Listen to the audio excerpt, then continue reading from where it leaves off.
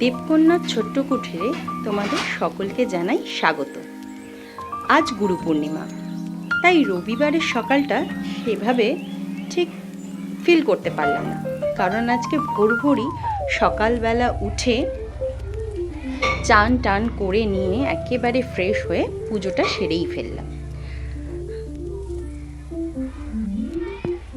এখন বর্ষাকাল, তাই বর্ষাকালে চারিদিকটা কেমন একটা বন্ধুরা স্যাঁতস্যাঁতে ভাব, জামা কাপড় ঠিক করে শুকায় না, ঠিক করে ঘর দৌড় মোছা হলে পরিষ্কার হলেও সেটা ঠিক করে স্যাঁতস্যাঁত করে চারিদিকটা।